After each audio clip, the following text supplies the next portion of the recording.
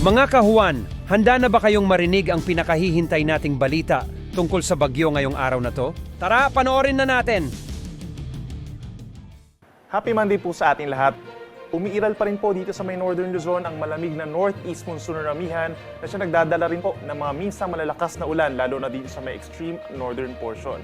Habang sa natitirang bahagi ng ating bansa, meron pa rin tayong easterlies o yung hangin galing Pacific Ocean na siya nagdadala ng bahagyang mainit na temperatura plus mga pag-uulan.